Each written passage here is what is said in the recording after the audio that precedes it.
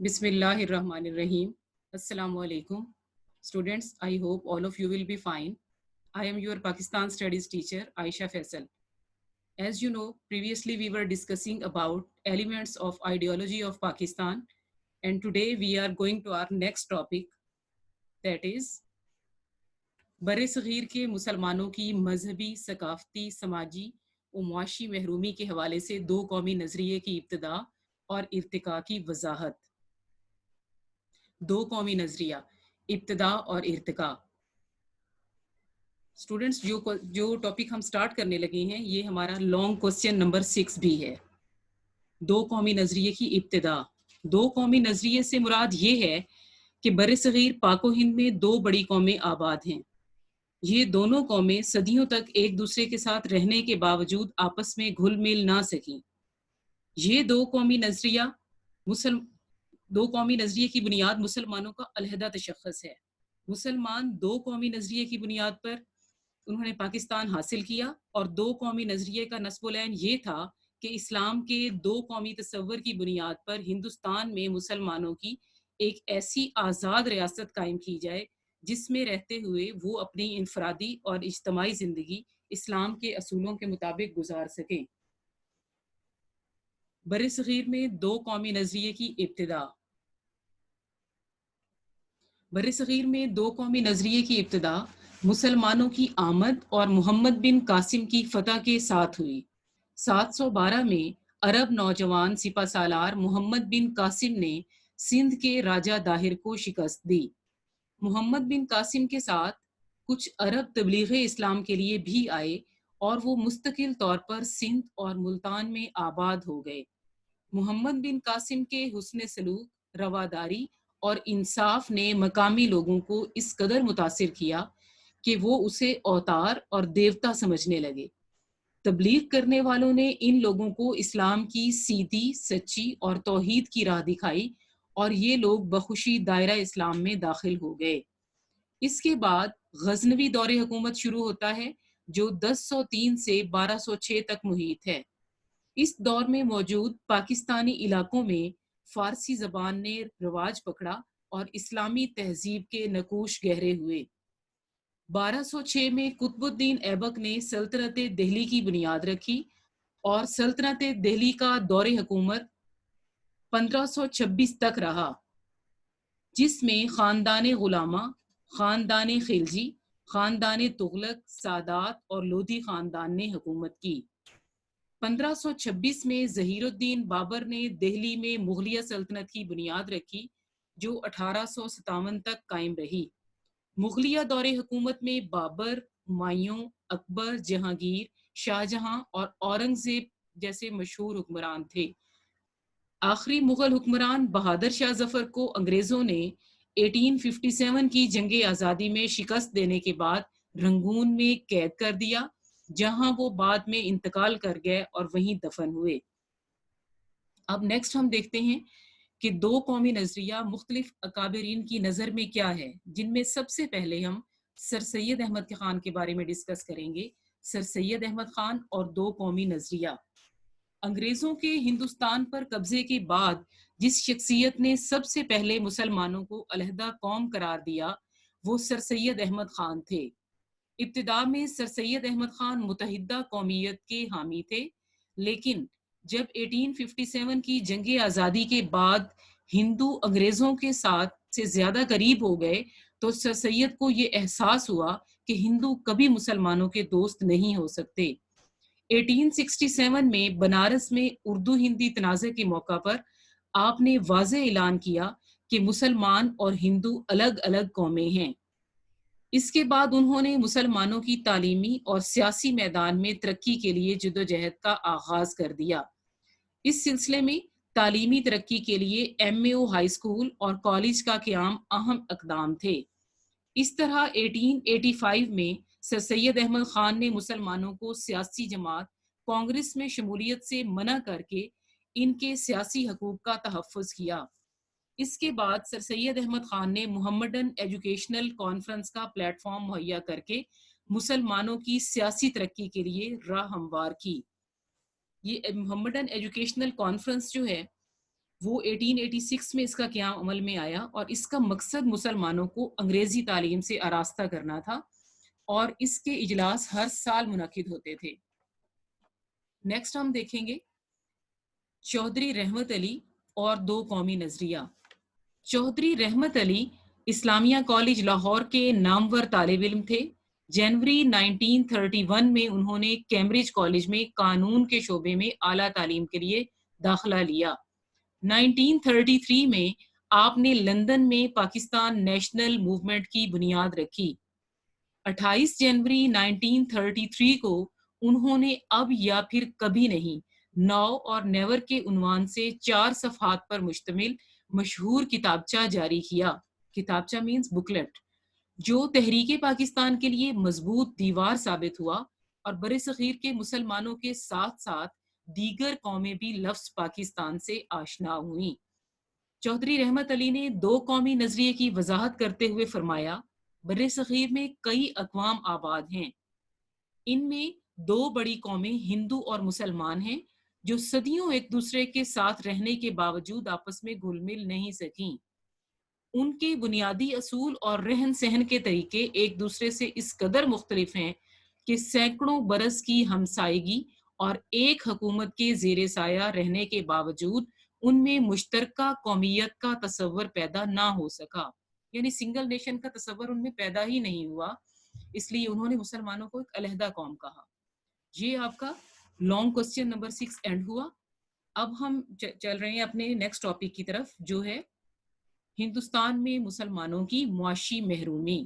اس کو ہم پوائنٹس میں ڈسکس کر لیں گے کہ 1857 کی جنگ آزادی کی ناکامی کے بعد انگریزوں نے مسلمانوں کے ساتھ کیا سلوک کیا۔ چلتے ہیں اپنے فرسٹ پوائنٹ کی طرف، ایسٹ انڈیا کمپنی کا قیام۔ انگریزوں نے ایسٹ انڈیا کمپنی 1600 میں قائم کی۔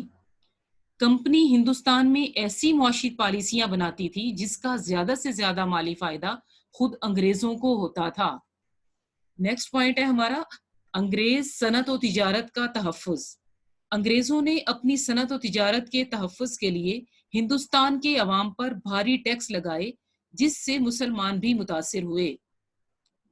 نیکسٹ ہمارا پوائنٹ ہے ملازمتوں سے محرومی۔ انگریزوں نے مسلمانوں کو ان تمام عہدوں سے ہٹا دیا جو ان کے آباء و اجداد کے دور سے ان کے پاس چلے آ رہے تھے۔ مسلمانوں کو نئے عہدوں سے بھی محروم رکھا گیا، اس طرح مسلمان معاشی طور پر بدحالی کا شکار ہو گئے۔ نیکسٹ ہمارا پوائنٹ ہے ہندوؤں کا اعلیٰ عہدوں تک پہنچنا۔ انگریزوں نے ہندوؤں کو معمولی عہدوں سے ترقی دے کر اعلیٰ عہدوں تک پہنچا دیا۔ زمینوں سے بے دخلی۔ انگریزوں نے مسلمانوں کی زمینیں چھین کر دوسری اقوام کو دے دیں۔ نیکسٹ پوائنٹ ہے ہمارا سرکاری ملازمت کا حصول مشکل۔ مسلمانوں کو سرکاری ملازمتوں سے نکال دیا اور ان پر آئندہ کے لیے سرکاری ملازمت کا حصول مشکل بنا دیا گیا۔ ایون کہ اگر نیوز پیپر میں کوئی ایڈ آتا تھا کسی جاب کے حوالے سے تو ساتھ میں یہ مینشن ہوتا تھا کہ مسلمان اس جاب کے لیے اپلیکیشن دینے کے اہل نہیں۔ نیکسٹ ہمارا پوائنٹ ہے بنگال میں امن و امان کا مسئلہ۔ انگریزوں کے دور میں بنگال میں امن و امان کی خرابی کے باعث مناسب زراعت نہ ہونے کی وجہ سے اجناس کی قلت ہو گئی۔ ان علاقوں میں موجود تمام زرعی اور صنعتی ذرائع ناپید ہو گئے، یعنی ایگریکلچرل اور انڈسٹریل سورسز جو تھے وہ کرائسس کا شکار ہو گئے۔ نیکسٹ پوائنٹ ہے ہمارا بنگال کا تجارتی نقصان۔ بنگال میں ریشم اور سود کے کاریگر اور تاجر دوسرے شہروں کی طرف چلے گئے۔ تجارتی مال کی نقل و حمل پر جگہ جگہ ٹیکس دینے سے مال کی قیمت بہت زیادہ بڑھ گئی، جو خریداروں کی قوت خرید سے کہیں زیادہ تھی۔ اس سے تجارت بہت متاثر ہوئی۔ اس طرح دوسری اقوام کے ساتھ ساتھ مسلمانوں کو بھی بہت زیادہ نقصان اٹھانا پڑا۔ لاسٹ ہمارا پوائنٹ ہے زراعت کا نقصان۔ ایسٹ انڈیا کمپنی کے نئے ٹیکسوں کے باعث کسانوں پر محصول کی شرح بڑھ گئی۔ اس طرح سے انگریزوں کے ہاتھوں مقامی زراعت کو سخت نقصان پہنچا۔ نیکسٹ ہمارا ٹاپک ہے علامہ اقبال اور قائد اعظم کے ارشادات کی روشنی میں نظریہ پاکستان کی وضاحت۔ اس میں پہلے ہم نظریہ پاکستان اور علامہ اقبال کو ڈسکس کریں گے۔ یہ آپ کا لانگ کوسچن نمبر 3 ہے۔ علامہ اقبال اور دو قومی نظریہ۔ علامہ محمد اقبال برِ صغیر کے ان مسلم رہنماؤں میں سے ایک ہیں جنہوں نے مسلمانوں کو الگ ریاست کا تصور دیا، اپنی شاعری کے ذریعے ان کو بیدار کیا۔ پہل آپ بھی ہندو مسلم اتحاد کے حامیوں میں سے تھے، لیکن ہندوؤں کی تنگ نظری نے جلد ہی علامہ اقبال کو اس بات پر سوچنے پر مجبور کر دیا کہ وہ الگ وطن کا مطالبہ کریں۔ آپ نے خطبہ الہ آباد دیا 1930 میں جو دیا، اس کے ذریعے مسلمانوں کے لیے ایک الگ ریاست کا مطالبہ کیا تاکہ مسلمان اس میں رہ کر اپنے مذہب اور ثقافت کے مطابق زندگی گزار سکیں۔ آپ نے فرمایا، خطبہ الہ آباد کے موقع پر آپ نے فرمایا، مجھے ایسا نظر آتا ہے کہ اور نہیں تو شمال مغربی ہندوستان کے مسلمانوں کو بالآخر ایک اسلامی ریاست قائم کرنا پڑے گی۔ اگر ہم چاہتے ہیں کہ اس ملک میں اسلام بحیثیت تمدنی قوت زندہ رہے تو اس کے لیے ضروری ہے کہ وہ ایک مخصوص علاقے میں اپنی مرکزیت قائم کریں۔ یعنی اگر سویلائزیشن کے طور پہ اسلام کو ہم زندہ رکھنا چاہتے ہیں تو ایک اسپیسیفک ایریا میں ان کی حکومت کا ہونا بہت ضروری ہے۔ میں صرف ہندوستان میں اسلام کی فلاح و بہبود کے خیال سے ایک منظم اسلامی ریاست کے قیام کا مطالبہ کر رہا ہوں، کہ میں صرف اسلام کی ویلفیئر کے لیے ایک ڈسپلنڈ مسلم اسٹیٹ کے قیام کا مطالبہ کر رہا ہوں۔ بر صغیر میں چونکہ دو الگ الگ قومیں آباد تھیں، اس لیے علامہ محمد اقبال مسلمانوں کو ایک بڑی اور الگ قوم کی حیثیت سے اجاگر کرنا چاہتے تھے۔ وہ سمجھتے تھے کہ سیاسی، سماجی اور معاشی تحفظ کے لیے ضروری ہے کہ ان کے لیے الگ ریاست ہو۔ تو یہ تھا ہمارا question number 3 long. Next question کی طرف چلتے ہیں، جو کہ ہے نظریہ پاکستان اور قائد اعظم۔ یہ آپ کا لانگ کوسچن نمبر 4 بھی ہے، تو اس کو ہم ڈسکس کرتے ہیں۔ تاریخ میں کچھ ایسی شخصیات ملتی ہیں جنہوں نے اقوام کی تقدیر کو ہی بدل کر رکھ دیا۔ قائد اعظم محمد علی جناح بر صغیر کی انہی شخصیات میں سے ایک ہیں جنہوں نے بر صغیر کے مسلمانوں کی تقدیر کو بدل کر رکھ دیا۔ قائد اعظم محمد علی جناح دو قومی نظریے کے زبردست حامی تھے اور ہر لحاظ سے مسلمانوں کو ایک الگ قوم کا درجہ دیتے تھے۔ آپ نے اس سلسلے میں فرمایا، قومیت کی جو بھی تعریف کی جائے، مسلمان اس تعریف کی روح سے ایک الگ قوم ہیں اور وہ اس بات کا حق رکھتے ہیں کہ اپنی الگ مملکت قائم کریں۔ مسلمانوں کی یہ خواہش ہے کہ وہ اپنی روحانی، اخلاقی، تمدنی، اقتصادی، معاشرتی اور سیاسی زندگی کی مکمل نشو و نما کریں، یعنی اسپرچولی، اکنومیکلی، سوشلی، پولیٹیکلی اپنے آپ کو سیکیور کرنے کے لیے وہ جو ایفرٹ کریں، اس مقصد کے لیے وہ جو طریقہ اپنانا چاہیں وہ اپنائیں۔ اس کے بعد قائد اعظم کی قرارداد لاہور آ جاتی ہے۔ قرارداد لاہور 23 مارچ 1940 کو پیش ہوئی، جس میں آپ نے خطبہ صدارت دیتے ہوئے فرمایا، ہندو اور مسلمان دو علیحدہ مذاہب سے تعلق رکھتے ہیں جو بالکل مختلف عقائد پر قائم ہیں اور مختلف نظریات کی عکاسی کرتے ہیں، یعنی ڈیفرنٹ آئیڈیالوجیز کو شو کرتے ہیں۔ دونوں اقوام کے ہیروز، رزمیہ کہانیاں اور واقعات ایک دوسرے سے مختلف ہیں۔ رزمیہ کہانیاں related to war, related to battle, یعنی اگر ہم مسلمان فاتحین کی سٹوریز اپنے بچوں کو سناتے ہیں کہ صلاح الدین ایوبی اتنے بہادر تھے، محمود غزنوی، ٹیپو سلطان، تو ظاہری سی بات ہے کہ ہندوز اپنے بچوں کو ہمارے ہیروز کی سٹوریز نہیں سناتے۔ تو ہماری رزمیہ کہانیاں مختلف ہیں، ہمارے ہیروز مختلف ہیں، لہٰذا دونوں قوموں کو ایک لڑی میں پیرونے کا مقصد بر صغیر کی تباہی ہے، کیونکہ یہ برابری کی سطح پر نہیں بلکہ اقلیت اور اکثریت کے روپ میں موجود ہیں۔ برطانوی حکومت کے لیے بہتر ہوگا کہ ان دونوں قوموں کے مفادات کو مد نظر رکھتے ہوئے بر صغیر کی تقسیم کا اعلان کرے، جو تاریخی اور مذہبی لحاظ سے ایک صحیح قدم ہوگا۔ اس کے بعد احمد آباد میں قائد اعظم کا خطاب تھا۔ 29 دسمبر 1940 کو احمد آباد میں خطاب کرتے ہوئے قائد اعظم نے فرمایا، پاکستان صدیوں سے موجود رہا ہے، شمال مغرب مسلمانوں کا وطن رہا ہے، ان علاقوں میں مسلمانوں کی آزاد ریاستیں قائم ہونی چاہیے تاکہ وہ اسلامی شریعت کے مطابق اپنی زندگی بسر کر سکیں۔ قیام پاکستان کے بعد قائد اعظم نے یوں خطاب کیا، ہمیں پنجابی، سندھی، بلوچی اور پٹھان کے جھگڑوں سے بالاتر ہو کر سوچنا چاہیے۔ ہم صرف اور صرف پاکستانی ہیں، اب ہمارا فرض ہے کہ پاکستانی بن کر زندگی گزاریں۔ اس کے علاوہ آپ نے اقلیتوں کو مکمل تحفظ دینے اور برابری کے حقوق دینے کا اعلان کیا، یہی اسلام کی بنیادی تعلیم ہے۔ افسران پاکستان سے خطاب کرتے ہوئے 11 اکتوبر 1947 کو قائد اعظم نے فرمایا، ہمارا نصب العین یہ ہے کہ ہم ایک ایسی مملکت تخلیق کریں جہاں ہم آزاد انسانوں کی طرح رہ سکیں، جو ہماری تہذیب و تمدن کی روشنی میں پھلے پھولے، اور جہاں اسلام کے معاشرتی انصاف کے اصولوں کو ابھارنے کا موقع ملے۔ نصب العین کہتے ہیں آئیڈیل گول کو، کہ ہمارا آئیڈیل گول یہ ہے کہ ہم ایسی مملکت قائم کریں۔ 1 جولائی 1948 کو قائد اعظم نے اسٹیٹ بینک آف پاکستان سے خطاب کرتے ہوئے فرمایا، اسٹیٹ بینک آف پاکستان کا افتتاح کرتے ہوئے فرمایا، مغرب کا معاشی نظام انسانیت کے لیے ناقابل حل مسائل پیدا کر رہا ہے اور یہ لوگوں کے درمیان انصاف قائم کرنے میں ناکام رہا ہے۔ ہمیں دنیا کے سامنے ایک ایسا معاشی نظام پیش کرنا چاہیے جو اسلام کے صحیح تصور مساوات اور سماجی انصاف کے اصولوں پر مبنی ہو۔ تو یہ ہمارا کوسچن نمبر 4 لانگ ختم ہوا، تو ہم نے چیپٹر بھی کمپلیٹ کر لیا۔ اب ہم آتے ہیں ایکسرسائز کی طرف۔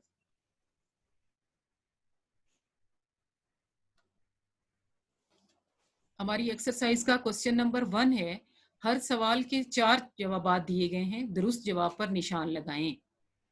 اس کی جو پہلی سٹیٹمنٹ ہے وہ ہے کانگریسی وزارتوں کا دور رہا، تو یہ دور رہا 1937 to 39۔ نیکسٹ پوائنٹ ہے قرارداد لاہور 1940 میں خطبہ صدارت دیا قائد اعظم محمد علی جناح نے۔ ایم اے اسکول اور کالج قائم کیا سر سید احمد خان نے۔ 1867 میں جب بنارس میں ہندوؤں کی مسلم دشمنی کھل کر سامنے آ گئی، جس پر سر سید احمد خان نے واضح اعلان کیا، کیا اعلان کیا؟ کہ مسلمان اور ہندو الگ الگ قومیں ہیں۔ نیکسٹ پوائنٹ ہے ہمارا نظریہ پاکستان کی بنیاد ہے اسلامی نظریہ حیات۔ 1930 میں مسلمانوں کو الگ ریاست کا تصور دینے والی شخصیت علامہ محمد اقبال۔ قیام پاکستان کا مطالبہ کرتے وقت مسلمانوں کی سوچ تھی کہ وہ اپنے مذہب اور عقائد کے مطابق زندگی بسر کر سکیں۔ یہ تھے ہمارے ایم سی کیوز۔ ایکسرسائز کا نیکسٹ کوسچن ہے خالی جگہ پر کریں۔ فرسٹ ہے نظریہ لوگوں کی سوچ کی عکاسی کرتا ہے۔ نمبر 2، انگریزوں نے ہندوستان کے عوام پر بھاری ٹیکس لگائے۔ نمبر 3، علامہ اقبال بر صغیر کی ان مسلم رہنماؤں میں سے ایک ہیں جنہوں نے مسلمانوں کو الگ ریاست کا تصور دیا۔ نیکسٹ ہے قائد اعظم محمد علی جناح نے بر صغیر کے مسلمانوں کی تقدیر بدل کر رکھ دی۔ لاسٹ ہے چودھری رحمت علی نے 1933 میں پاکستان نیشنل موومنٹ کی بنیاد رکھی۔ نیکسٹ ہے ہمارا کوسچن نمبر 3 کالم میچنگ۔ تو اس میں ایک کالم جیم دیا گیا ہے جس میں آپ نے کریکٹ آنسر کو رائٹ کرنا ہے۔ فرسٹ ہمارا کوسچن ہے 1206 میں قطب الدین ایبک نے سلطنت دہلی کی بنیاد رکھی۔ اس کا رائٹ آنسر ہے 1206 میں قطب الدین ایبک نے سلطنت دہلی کی بنیاد رکھی۔ نمبر 2، غزنوی دور حکومت 1003 سے 1206 تک محیط ہے۔ نمبر 3، اردو ہندی تنازع 1867 میں بنارس شہر میں شروع ہوا۔ نیکسٹ ہے چودھری رحمت علی نے جنوری 1933 میں ایک کتابچہ نو اور نیور شائع کیا۔ لاسٹ اس کا یہ جو پوائنٹ ہے وہ ہے 1526 میں ظہیر الدین بابر نے مغلیہ سلطنت کی بنیاد رکھی۔ اب ہم چلتے ہیں شارٹ کوسچنز کی طرف۔ فرسٹ شارٹ کوسچن ہے ہمارا قائد اعظم نے 1 جولائی 1948 کو اسٹیٹ بینک کا افتتاح کرتے ہوئے کیا فرمایا؟ اس کا آنسر ہے 1 جولائی 1948 کو قائد اعظم نے اسٹیٹ بینک کا افتتاح کرتے ہوئے فرمایا، مغرب کا معاشی نظام انسانیت کے لیے ناقابل حل مسائل پیدا کر رہا ہے اور یہ لوگوں کے درمیان انصاف قائم کرنے میں ناکام رہا ہے۔ ہمیں دنیا کے سامنے ایک ایسا معاشی نظام پیش کرنا چاہیے جو اسلام کے صحیح تصور مساوات اور سماجی انصاف کے اصولوں پر مبنی ہو۔ یہ تھا کوسچن نمبر 1، اس کا آنسر۔ کوسچن نمبر 2 ہے ہمارا، دو قومی نظریے سے کیا مراد ہے؟ تو اس کا آنسر ہے، دو قومی نظریے سے مراد یہ ہے کہ بر صغیر پاک و ہند میں دو بڑی قومیں ہندو اور مسلمان آباد ہیں۔ یہ دونوں قومیں صدیوں تک ایک دوسرے کے ساتھ رہنے کے باوجود آپس میں گھل مل نہ سکیں۔ کوسچن نمبر 3 ہے ہمارا، نظریہ پاکستان کی تعریف کریں۔ تو اس کا آنسر ہے، نظریہ پاکستان سے مراد ایک الگ خطہ زمین کا حصول ہے جس میں مسلمانان بر صغیر قرآن و سنت کی روشنی میں اسلامی قدروں اور نظریات کو محفوظ کر سکیں اور اپنی زندگیاں اسلام کے روشن اصولوں کے تحت گزار سکیں۔ کوسچن نمبر 4 ہے ہمارا، عقیدہ رسالت کی تعریف کریں۔ اس کا آنسر ہے، عقیدہ رسالت کا مطلب تمام رسولوں پر ایمان لانا۔ دائرہ اسلام میں آنے کے لیے لازم ہے کہ رسالت کو دل و جان سے تسلیم کیا جائے اور کسی اعتبار سے بھی اس میں شک و شبہ نہ کیا جائے۔ قرآن مجید اور اسوہ رسول صلی اللہ علیہ وآلہ وسلم کو سرچشمہ ہدایت ماننا اور نبی کریم صلی اللہ علیہ وآلہ وسلم کو اللہ تعالیٰ کا آخری رسول اور آخری نبی ماننا، یہ ایمان رکھنا کہ آپ کے بعد کوئی نبی نہیں آئے گا، عقیدہ رسالت کا لازمی جز ہے، اور جو اس سے انکار کرے گا وہ مسلمان نہیں ہو سکتا۔ کوسچن نمبر 5 ہے ہمارا، ہندوستان میں ایسٹ انڈیا کمپنی قائم کرنے کا مقصد کیا تھا؟ تو اس کا آنسر ہے، انگریزوں نے ایسٹ انڈیا کمپنی 1600 میں قائم کی، جس کا مقصد ہندوستان میں ایسی پالیسیز بنانا تھا جس کا زیادہ سے زیادہ مالی فائدہ خود انگریزوں کو ہو۔ لاسٹ کوسچن ہے ہمارا، اب یا کبھی نہیں شہرہ آفاق کتابچہ کب اور کس نے جاری کیا؟ اس کا آنسر ہے، اب یا کبھی نہیں، نو اور نیور کے عنوان سے کتابچہ چودھری رحمت علی نے 28 جنوری 1933 کو جاری کیا۔ یہ تھے ہمارے شارٹ کوسچنز، اور لانگ کوسچنز چیپٹر کے ساتھ ساتھ میں آپ کو بتا رہی تھی، وہ آپ کو میں نے ساتھ ساتھ بتا دیا کہ کون سا ٹاپک کس لانگ کوسچن کا آنسر ہے۔ اس کے بعد چلیں گے ہم انشاءاللہ اپنے نیکسٹ چیپٹر کی طرف، یعنی چیپٹر نمبر 2۔ تو نیکسٹ چیپٹر تک کے لیے اللہ حافظ۔